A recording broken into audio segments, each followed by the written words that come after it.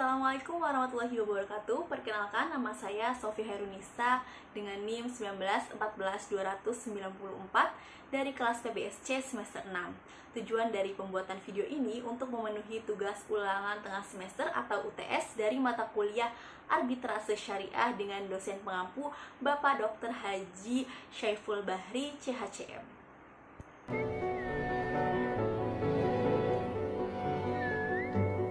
Hai, kembali lagi bersama aku. Jadi dalam video pembelajaran yang keempat ini, aku akan memaparkan sedikitnya tentang prosedur arbitrase.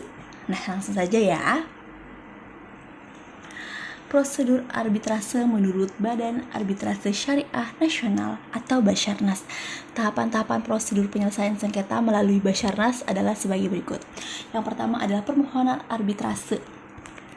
Jadi, pihak yang bersengketa, kedua pihak yang bersengketa, kedua belah pihak atau lebih melakukan permohonan kepada Badan Arbitrase atau kepada Basarnas agar sengketanya dapat diselesaikan di lembaga Basarnas ini. Yang kedua, penunjukan arbiter tunggal atau arbiter majelis. Nah, setelah surat permohonan sudah diajukan lalu di ACC dari lembaga Basarnas, maka kedua belah pihak atau lebih ini menunjuk arbiternya, menunjuk siapa nih yang akan membantu menyelesaikan sengketa kita gitu. Dia spesifikasi untuk melihat seorang arbiter yang cocok dengan kita mungkin bisa saja dari profesional atau dari pengalamannya, begitu ya. Kemudian yang ketiga, jawaban ekspresi dan rekovensi termohon ya. Kemudian keempat ada perdamaian sudah ekspresi, rekovensi dan termohon itu sudah dua-duanya sudah sepakat lalu damai gitu. Dua-duanya sudah mengambil jalan yang win-win solution gitu. Lalu kemudian damai. Yang kelima ada pembuktian dan saksi ahli.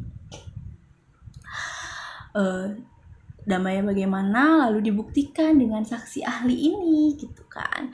Yang keenam itu adalah pencabutan permohonan. Nah, pencabutan permohonan sudah selesai masalahnya, sudah selesai sengketanya, maka permohonan yang di awal tadi itu dicabut kembali. Lalu yang ke-7 yaitu keputusannya hasil dari penyelesaian sengketa oleh arbiter ini bagaimana keputusannya gitu kan. Dia keputusan bagaimana ya. Lalu kita daftarkan keputusan tersebut agar sifatnya mengikat dan juga final gitu. Lalu eksekusi putusan Basarnas. Nah, gitu ya teman-teman. Perbandingan prosedur penyelesaian sengketa melalui bisnis Bani dan Basarnas. Persamaan antara arbitrase nasional dan arbitrase syariah, yaitu cara penyelesaian sengketa selain melalui lembaga pengadilan. Ya, untuk persamaannya itu ya sama gitu. Arbitrase syariah dan arbitrase konvensional ini sama-sama diselesaikan lewat jalur non litigasi atau di luar jalur pengadilan ya. Lalu perbedaannya itu sumber hukum ya. Sumber hukumnya tentu saja berbeda. Kalau konvensional hanya diambil dari undang-undang dan juga undang-undangnya gitu.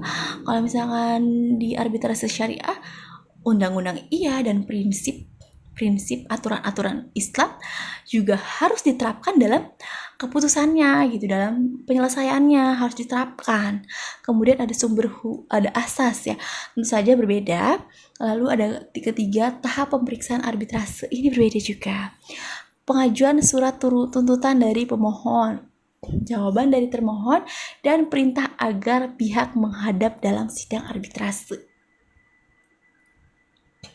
Sumber hukum. Nah, sumber hukum yaitu mengacu pada kepada Undang-Undang Nomor 30 Tahun 1999 tentang arbitrase dan APS, Undang-Undang Nomor 48 Tahun 2009 tentang kekuasaan kehakiman pasal 58 sampai 59. Asas yang berlaku dalam arbitrase nasional dapat digunakan dalam arbitrase syariah. Hanya ada tambahan asas yang berlaku bagi arbitrase syariah, yaitu semua prosedur arbitrase syariah haruslah menjalankan prinsip Islam. Jadi asas-asas yang dipakai dalam arbitrase konvensional ini bisa nih dipakai di arbitrase syariah. Namun tetap saja ada tambahan mengenai prinsip untuk menjalankan prinsip-prinsip dari prinsip syariah atau prinsip-prinsip Islam. Tahap pemeriksaan arbitrase.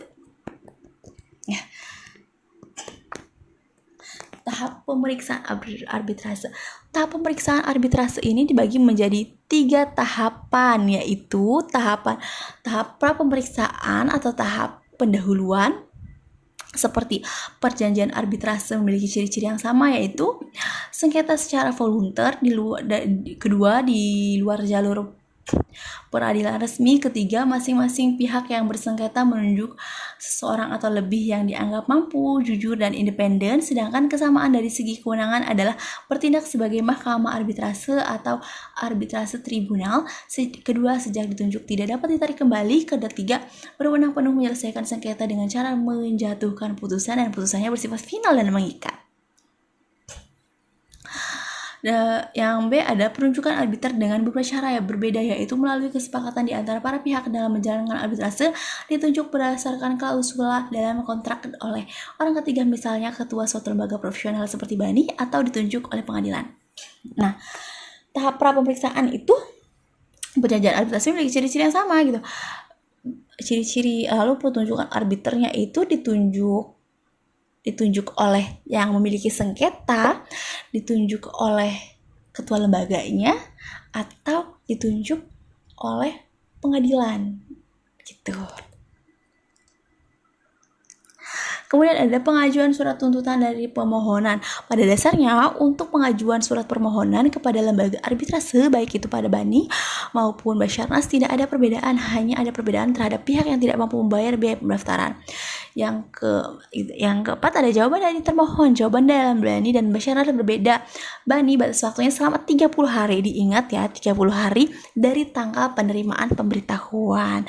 Sedangkan Basarnas memberikan jangka waktu 21 hari terhitung sejak tanggal dan diterimanya pemberitahuan perintah agar pihak menghadap dalam sidang arbitrase, meliputi perdamaian awal, pemeriksaan peristiwa, penelitian atas bukti-bukti, dan pembahasan mengenai pengambilan keputusan. Lalu ada tahap pemeriksaan, meliputi perdamaian awal, pemeriksaan peristiwa, penelitian atas bukti-bukti, dan pembahasan pengambilan keputusan. Tahapan pelaksanaan putusan meliputi pendaftaran dan pencatatan putusan, eksekusi putusan arbitrase, pembatalan putusan arbitrase.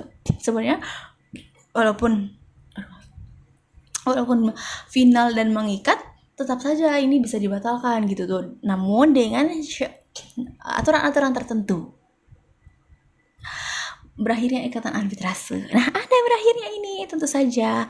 Ketentuan yang mengatur tentang berakhirnya tugas arbitrase terdapat pada pasal 73 sampai dengan 75 UU AAPS. Pasal 73 UU AAPS menyertakan bahwa arbiter berakhir karena putusan mengenai sengketa telah diambil. Kedua, jangka waktu telah ditentukan dalam perjanjian arbitrase atau sesudah diperpanjang oleh para pihak telah lampau. Yang ketiga, para pihak sepakat untuk menarik kembali penunjukan arbiter. Nah, itu dia prosedur dari arbitrase. Semoga bermanfaat. Kurang lebihnya mohon maaf. Terima kasih. Wassalamualaikum warahmatullahi wabarakatuh.